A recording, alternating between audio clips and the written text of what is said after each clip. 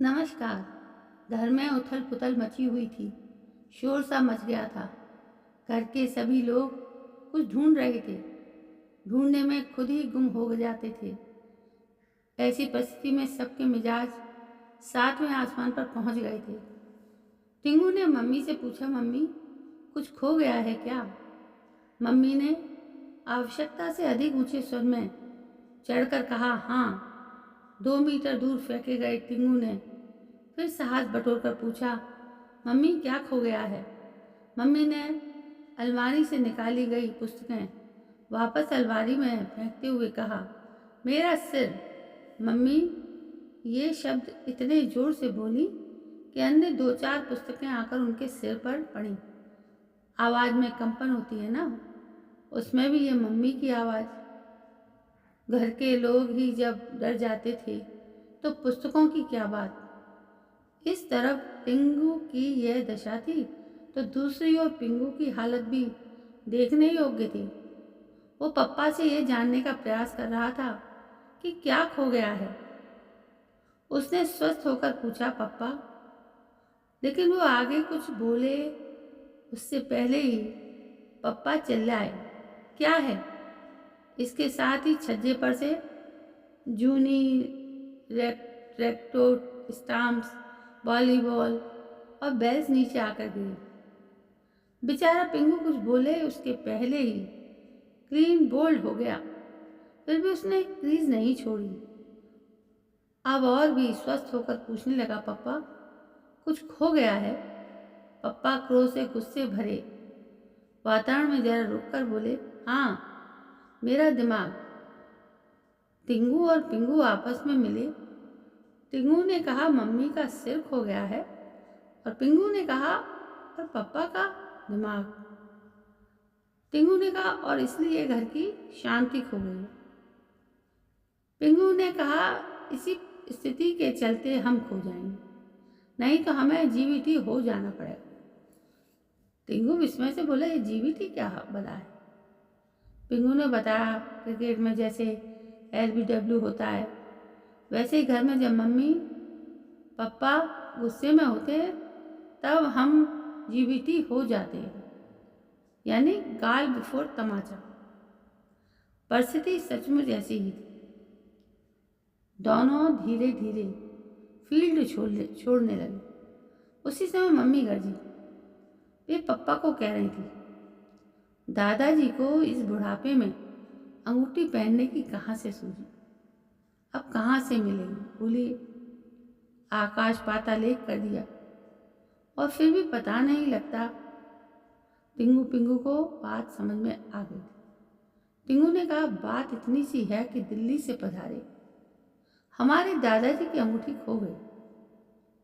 पिंगू ने कहा, और वो अंगूठी ऐसी वैसी नहीं है, नहीं तो मम्मी पापा आकाश पाताल एक नहीं करते। टिंगू ने कहा, हम दादाजी की अंगूठी ढूंढ लाए तो? पिंगू ने कहा, अंगूठी ढूंढने में सफल होंगे तो घर की शांति भी लौट आएगी और आकाश पाताल को अलग कर सकेंगे और जीबीटी से भी बच सकेंगे। और टिंगू ने कहा, अब और बंद करो, अब बताओ कि दादाजी की अंगूठी कैसी थी? पिंगू बोला, मैंने देखी है, उनकी तीसरी अंगुली में सदा चमकती रहती थी। बनावट कुछ अलग तरह की थी। अंगूठी में ऊपर लाल ढक्कन जैसा कोई रत्न लगा था। टिंगू बोला, कहाँ कहाँ गुम होने की संभावना हो सकती है? पिंगू बोला, सब कुछ मुझसे ही पूछोगे? फिर उस रोबोट की हम क्या पूजा करेंगे? टिंगू बोल रहा, अरे हाँ चलो, आज उसकी परीक्षा शुरू। दोनों पहुंचे रोबोट के पास। ये रोबोट भी कंप्यूटर ही है, काम सब कुछ करेगा, लेकिन उसे फीड करना जरूरी है। उसे मुख्य सूचनाएं दे दो तो वो निष्कर्ष निकालकर उत्तर दे देगा। यंत्र मानव की पहली पहचान हुई तो टिंगू पिंगू ने उसकी प्राथमिक परीक्षा ली थी। टिंगू बोला, ठंड पड़ रही रोबोट, क्या करें? रोबोट को पहले से फीड किया गया था। उसने उत्तर दिया, गरम कपड़े पहनो, धूप में जाओ, चूल्हा जलाकर ताप लो, गरम खंड में जाओ, या फिर रजाई ओढ़कर सो जाओ। दूसरा प्रश्न पूछा, क्रिकेट में कौन जीतेगा, भारत या पाकिस्तान? जो सबसे अधिक रन बनाएगा? टिंगू बोला, धत्ते, ऐसा उत्तर? हाँ, ऐसा ही। इसमें अकल फीड की गई है, इसलिए ऐसा चतुराई भरा उत्तर दे सकता है। आओ एक और प्रश्न पूछे। बोलो रोबोट, कौन बढ़कर है, माँ बाप या लड़के? रोबोट ने उत्तर दिया, गुस्से में माँ बाप और तूफान में लड़के। ऐसे ही कुछ प्रयोग टिंगू पिंगू ने किए थे। आज बिल्कुल नई तरह का प्रयोग था। उन्होंने रोबोट से पूछा, बता रोबोट, दादाजी की अंगूठी खोई है कि चुराई गई है? टिंगू बोला, बाथरूम में रखे साबुन में से। पिंगू ने कहा, रहस्य के राजा उर्फ ज्ञान कोशनीर, ज्ञान सम्राट, ज्ञान प्रदर्शक, राजमान राजगिरी रोबोट कुमार जी ने। मम्मी पापा दोनों ने एक साथ पूछा, क्या कहा रोबोट ने? साबुन साबुन साबुन साबुन साबुन साबुन।